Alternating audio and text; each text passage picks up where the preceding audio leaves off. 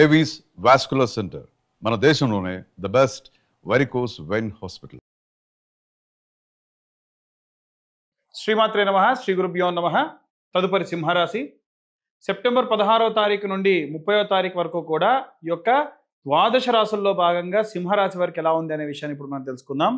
సింహరాశి వారికి సంబంధించి ఈ యొక్క లగ్నాత్ శుక్రగ్రహ, సూర్యగ్రహ, కేతుగ్రహ సంచారం ఉండడం వలన ఏవైనా సరే మీరు అలంకార రీత్యా అంటే ఏవైనా సరే డెకరేట్ చేసుకోవడం కానీ, ఏదైనా మేకప్ సంబంధించి కానీ, కాస్మెటిక్ రిలేటెడ్ కానీ సినీ రంగంలో ఉన్నటువంటి వారికి కూడా అంత బాగా ఉండదు. కాబట్టి వీలైనంత వరకు కూడా ఈ యొక్క డెకరేషన్, కాస్మెటిక్ రిలేటెడ్, అలాగే సినీ రాజకీయ రంగాల వారికి కాస్త రాజకీయ రంగాల వారికి బాగుంటుంది, సినీ రంగానికి మాత్రం అంతగా బాగోదు. కళారంగంలో ఉన్న వాళ్ళ యొక్క ఆరోగ్య సమస్యలు కాస్త పెరిగేటువంటి కాలం, జాగ్రత్తగా ఉండాలి. దానిలో భాగంగా సూర్యుడు మనకు రాజకీయ, అలాగే ప్రభుత్వ ఉద్యోగస్తులు, ప్రభుత్వ సంబంధితమైనటువంటి ఉద్యోగస్తులు, ప్రభుత్వ సంబంధితమైనటువంటి స్కీమ్స్ రిలేటెడ్ ఇష్యూస్లో చాలా అద్భుతంగా ఉంటుంది. ఎవరైతే రాజకీయ పరంగా కూడా ఉంటారో వారు కూడా ఈ యొక్క సూర్యగ్రహం బాగున్న కారణం చేత అద్భుతంగా ఉంటుంది ఈ యొక్క సింహరాశి వారికి. అయితే కేతుగ్రహ సంచారం కూడా లగ్నాత్ జరగడం వలన కేతువు కూడా బాగుండడం చేత ఏమవుతుంది అనంటే ఈ యొక్క రాశి వారికి ఎవరైనా సరే అకౌంటింగ్ రిలేటెడ్ ఇష్యూస్ కానీ, లోన్స్ తీసుకోవడం కానీ, లోన్ రీపేమెంట్ చేయడం కానీ, ఎందుకంటే కేతు యొక్క అధిదేవత చిత్రగుప్తుడు. చిత్రగుప్తుడు ఎప్పుడు కూడా account, chartered accountancy, finance, banking సెక్టర్లో ఉన్న వారికి సంబంధించినటువంటి వాడు. వీలైనంత వరకు కూడా కేతువు ఈ యొక్క లగ్నాత్ గ్రహ సంచారం చేయడం వలన అద్భుతంగా ఉంటుంది వీరందరికీ కూడా. అలాగే ద్వితీయ స్థానమునందు బుధగ్రహ సంచారం. ఇంకొక విషయం అండి, ఎవరైనా సరే వేరే వాళ్ళ చేతికి డబ్బులు ఇచ్చి ఆ డబ్బు రావట్లేదు అనుకున్నటువంటి వాళ్ళకు కేతువు బాగున్న కాలం కాబట్టి 15 రోజులు కూడా కుబేర మంత్రం అని ఉంటుంది. ఆ కుబేర మంత్రం ఏంటో మీకు వీడియో ఎండింగ్లో చెప్తాను. అందరూ కూడా జాగ్రత్తగా వీడియో మొత్తం అంతా కూడా చూడండి. అలాగే ద్వితీయ స్థానం నందు బుధగ్రహ సంచారం చేయడం వలన మీ యొక్క ఫైనాన్షియల్ స్టేటస్ బాగుంటుంది, బిజినెస్ రిలేటెడ్ ఇష్యూస్లో బాగుంటుంది, మీ బిజినెస్ని బాగా ప్రమోట్ చేస్తారు, మీ బిజినెస్ వల్ల మీరు లాభపడతారు, ఇవన్నీ కూడా జరుగుతాయి. అందున ఏవైనా మార్కెటింగ్ జాబర్స్ చేసే వాళ్ళకు కూడా చాలా బాగుంటుంది.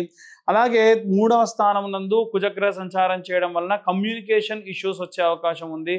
మీరు ఒకరితో ఒకటి మాట్లాడితే వాళ్ళు ఇంకొక రకంగా అర్థం చేసుకునే అవకాశం ఉంటుంది. ఇవే కాకుండా కుజుడు ఆ యొక్క ప్లేస్లో సంచారం చేయడం వలన కుజుడు బాలేని కారణం చేత భూ సంబంధితమైనటువంటి వ్యాపారాలు చేసేవాళ్ళు, భూమిని అమ్మాలి కొనాలి అనుకునేటువంటి వాళ్ళు, ఎవరైనా సరే రైతులు, చేతి వృత్తులు, కుల వృత్తులు చేసేటువంటి వాళ్ళు రిస్కులు తీసుకోకుండా ఉంటే మంచిది. అలాగే 7వ స్థానంలో రాహుగ్రహ సంచారం చేయడం వలన భార్యాభర్తలు ఇద్దరి మధ్యలో కూడా పరస్పర భేదములు వచ్చేటువంటి అవకాశం ఉంది. ఎందుకు అంటే లగ్నంలో శుక్రుడు, మళ్ళా 7వ స్థానంలో రాహు ఎప్పుడు కూడా ఏం చేస్తాడంటే స్ట్రైట్గా మాట్లాడు, అంతా రివర్స్లో మాట్లాడతాడు, వంకర్ టింకర్గా మాట్లాడడం. అంటే అవతల వాళ్ళకి ఏదో ఒక పాయింట్ ఆఫ్ టైంలో ఇరిటేషన్ రావడం, ఒకళ్ళ మీద ఒకళ్ళకు కాస్త ద్వేషపూరితమైనటువంటి భావజాలం వచ్చేటువంటి అవకాశం ఉంది. కాబట్టి అనవసరంగా ఏదైనా హీట్ డిస్కషన్ వస్తుంటే మీ లోపల ఉన్న అక్కసును ఇంకా చూపించకుండా కాస్త ప్రశాంతమైనటువంటి వాతావరణానికి మూడ్ చేంజ్ అవ్వండి, లేకుంటే ఆ గొడవ ఇంకా పెద్దగా అయ్యేటువంటి అవకాశం ఉంది. అష్టమంలో శని ఉంటే ఏమవుతుంది అనంటే ఎప్పుడైతే ఈ అష్టమంలో శని స్టార్ట్ అయిందో అప్పటి నుంచి కూడా వీరికి ఎలా ఉంటుంది అనంటే ఆపరేషన్స్ కావచ్చు, ఏదైనా సరే బండి మీద నుంచి కింద పడవచ్చు, అంటే వాహన ప్రమాదాలు జరగచ్చు, లేదా ఏదైనా చిన్న చిన్న దెబ్బలు తగిలే సర్జరీ దాకా దారి తీయచ్చు, లేదు శరీరంలోనే ఏదైనా కృత్రిమంగా బాలేక దాన్ని మళ్ళీ ఆపరేట్ చేయాల్సినటువంటి పరిస్థితి రావచ్చు, లేదు ఏదైనా ఒక మంచి మిషనరీ మ్యానుఫ్యాక్చరింగ్ డిపార్ట్మెంట్స్ లేదా ఏదైనా మిషన్ తీసుకొచ్చి ఏదైనా వస్తువు తయారు చేసేటప్పుడు బల్క్లో ఆర్డర్స్ లాస్ అవ్వచ్చు. ఇవన్నీ కూడా 8th హౌస్లో శని ఉన్నప్పుడు జరుగుతుంది. ఏం చేయాలి అనంటే నీలి రంగు రాయి ఉంటుందండి, దాన్ని ఇంద్రనీలం అని అంటారు. అది వీలైనంత వరకు వాళ్ళ హైట్ వెయిట్ని బట్టి దాని యొక్క స్టోన్ని పెట్టుకోవడం వల్ల విశేషంగా వీరికి చాలా బాగుంటుంది. 11వ స్థానంలో గురుగ్రహ సంచారం చేయడం వలన మీకున్నటువంటి సొసైటీలో ఉన్న ఫ్రెండ్ సర్కిల్ వాళ్ళందరూ కూడా మీ ఆపద కాలంలో సగం మంది సహాయం చేస్తారు, సగం మంది చేయరు. గురువు ఉన్నటువంటి సమయం, గురువు ఉన్నటువంటి స్థానం అలాంటిది. ఇవన్నీ కూడా మనం గోచార రీత్యా చెప్తున్నాము. పూర్తిగా డీటెయిల్డ్గా ఎవరైనా సరే, ఉదాహరణకు నా యొక్క కెరీర్ ఏంటి, ఒకవేళ మీ పిల్లలకు సంబంధించి వివాహానికి సంబంధించి చూస్తున్నారు, మా పిల్లల వివాహానికి సంబంధించి ఎలా ఉంటుంది, అలాగే ఈ పిల్లలకు సంబంధించిన వివాహంగా సంతానానికి సంబంధించి ఎలా ఉంటుంది, ఇవన్నీ కూడా తెలవాలి. లేదు గోచార రీత్యానే కాకుండా నవాంశ, దశ, అంతర్దశ ఇవన్నీ కూడా తెలియాలి. అసలు మీ జాతకంలో ఉన్న యోగాలు ఉంటే ఏమేమి యోగ జాతకం ఉన్నాయి తెలవాలి. ఇవన్నీ కూడా కావాలనంటే మీ పేరు, date of birth, time, place ఉంటే కింద ఉన్న నెంబర్కి వాట్సాప్ చేయండి. 2025 రూపాయలు ఛార్జ్ చేయడం జరుగుతుంది. 60 నుండి 70 పేజీల్లో పూర్తిగా జాతకం మీ దాకా విశ్లేషణతో ఇవ్వడం జరుగుతుంది. ఈ నెల ఎవరైతే మన ఛానల్ సబ్స్క్రైబర్స్ ఉన్నారో వారికి జాతకం చెప్పించుకుంటే జాతకం చెప్పించుకున్నటువంటి దాని యొక్క రుసుముతో మాత్రమే కరుంగలి మాల లేదా జ్వాలాముఖి మాల ఇవ్వడం జరుగుతుంది. ఆసక్తి కలవారి కింద ఉన్న నెంబర్కి కాంటాక్ట్ చేయొచ్చు. ఇక అన్ని వర్గాల వాళ్ళు ఎలాంటి రెమెడీస్ తీసుకోవాలి, ఎలాంటి మంత్రం చదవాలనే విషయాన్ని ఇప్పుడు మనం తెలుసుకుందాం. మనం సాధారణంగా అన్ని వర్గాల వారికి సంబంధించి ఇప్పటి వరకు కూడా గ్రహ సంచారంలో భాగంగా ఎలా ఉండబోతుంది, వారికి ఎలాంటి సిచ్యువేషన్స్ ఎదుర్కొంటారు అనేటువంటివి చెప్పాం. ఇప్పుడు ప్రత్యేకంగా ఏంటంటే చాలామంది ఇబ్బంది పడి ఎదుర్కొనేటువంటి సమస్య ఏంటంటే వివాహానికి సంబంధించి ఇబ్బంది పడుతూ ఉన్నారు. కాబట్టి ఎవరైనా సరే శీఘ్రం వివాహం కావాలి, మంచి వరుడు దొరకాలి, మంచి వధువు దొరకాలి అనుకునేటువంటి వారు ఈ యొక్క మంత్రం ఏదైతే ఉందో అది 10,000 సార్లు పూర్తి చేస్తే వారి ఖచ్చితంగా వివాహం ఖచ్చితంగా అవుతుంది. ఆ మంత్రం ఏమిటో చూద్దాం. ఈ మంత్రం బయటికి కాకుండా మనసులో చదువుకోవాలి. వీలైతే జపమాల సంఖ్యతో చేసుకోవడం మంచిది. ఓం శ్రీం హ్రీం క్లీం శ్రీం క్లీం విశ్వేశ్వరాయ నమః. ఈ మంత్రాన్ని ప్రత్యేకంగా ఎవరైతే 10,000 టైమ్స్ చదువుతారో వారికి ఖచ్చితంగా మంచి వివాహం జరగడం, మంచి వధువుతో లేదా మంచి వరుడితో వివాహం జరుగుతుంది. అలాగే మనకి ఈ వీడియో టెలికాస్ట్ అయ్యే టైంకి మధ్యలో మహాలయ అమావాస్య అని ఉందండి. ఈ మహాలయ అమావాస్య రోజు చాలామంది ఏంటంటే వాళ్ళ పెద్దలకు బియ్యం ఇవ్వడం లాంటివి, అలాగే ఎవరైనా సరే వాళ్ళ పెద్దలు ఎప్పుడు చనిపోయారో తెలియకుండా ఉన్న తిథులు ఉంటే మహాలయ అమావాస్య నాడు చేస్తారు.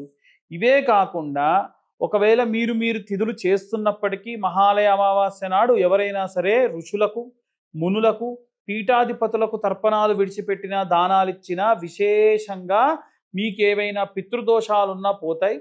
ఇవే కాకుండా మీరు అన్నీ సక్రమంగా చేసినా ఎక్కడో ఒక్క చోట మేము శ్రద్ధాలోపం జరిగిందేమో అన్న అనుమానం ఉందండి. అలాంటి ఉంటే ఇప్పుడు నేను చెప్పేటువంటి ఈ మంత్రాన్ని ఆ మహాలయ అమావాస్య నాడు 11 మార్లు చదవడం వల్ల ఆ దోషములు రాకుండా మీ యొక్క వంశాభివృద్ధి, గోత్రాభివృద్ధి కలుగుతుంది. ఆ మంత్రం ఏమిటంటే ఓం పితృగణాయ విద్మహే జగద్ధారిణీ ధీమహి తన్నో పితృ ప్రచోదయాత్. ఈ మంత్రాన్ని చదవడం వల్ల విశేషంగా ఈ యొక్క పితృదోష సంబంధిత దోషములన్నీ కూడా పోగొట్టుకోవచ్చు. చాలామంది ఏమిటంటే అసందర్భంగా ఇంట్లో ఉన్నటువంటి వాళ్ళు అకారణం చేత ఏవైనా సూసైడల్ అటెంప్ట్స్ చేసి చనిపోవడము, అర్ధాయుస్తో చనిపోవడము, లేదా మా వంశంలో మా ఇంట్లో ఎవరైనా సరే 60 సంవత్సరాల లోపే చనిపోతూ ఉన్నారు. వైధవ్యంతో ఆడవాళ్ళు ఉంటూనే ఉన్నారు. చిన్న వయసులో చనిపోతున్నారు. పుట్టిన వాళ్ళు అంగవైకల్యంతో పుడుతూ ఉన్నారు. లేదు పుట్టినటువంటి వాళ్ళకి ఇంకా చాలా రకాలైనటువంటి ఇబ్బందులతో పెళ్ళైతే పిల్లలు అవ్వట్లేదు, పిల్లలైతే వాళ్ళకు బాగుండట్లేదు, అసలు పెళ్ళిళ్ళు అవ్వట్లేదు, ఉద్యోగాలు రావట్లేదు, ఇలా ఎన్నో సమస్యలు ఉంటాయి. ఇవి జాతక కుండలి రీత్యా గనక మీకు లగ్నం నుంచి 9వ స్థానంలో రాహు ఉన్నా, రాహుతో సూర్యుడు కలిసి ఉన్నా, ఇవి యొక్క లగ్నాధిపతి 4వ, 6వ, 8వ, 12వ స్థానాల్లో కనుక సంచారం చేస్తూ ఉన్నా, లేదు మీ యొక్క జాతకరీత్యా లగ్నం నుంచి 1వ, 2వ, 4వ, 7వ, 8వ, 12వ స్థానంలో కుజగ్రహ సంచారాలు చేసిన, లేదా ఇప్పుడు నేను చెప్పిన సిగ్నిఫికెన్స్ ఏవైనా మీకు కనిపించినా అవి పితృదోషాలు ఉన్నట్టుగా కన్ఫర్మ్. కాబట్టి ఎవరైనా సరే మీకు పితృదోషాలు ఉంటే గోకర్ణ క్షేత్రంలో ప్రత్యేకంగా ఆ దేవాలయ ప్రధానార్చకులతోని మనం దగ్గరుండి పూజాది క్రతువులన్నీ కూడా చేయిస్తాం. దాంట్లో మోక్షనారాయణ బలి, త్రిపిండేశార్థము, అలాగే దశధానములు, వీటితో పాటు ప్రాయశ్చిత్త తిలాహోమము, మీ ఫుడ్ అండ్ అకామిడేషన్, ఆ తర్వాతకి బ్రాహ్మణ భోజనములన్నీ కూడా అందులోనే ఇన్వాల్వ్ అయ్యి ఉంటాయి. బయట చాలామంది ఏవో చెప్తున్నారండి, ఆ రేట్ ఈ రేట్ అంటున్నారు. మన దగ్గర మన త్రూ వెళ్ళిన వాళ్ళకి మాత్రం 18 నుంచి 21,000 రూపాయల్లో ఆ యొక్క పూజాధికృతం అంతా కూడా పూర్తవుతుంది.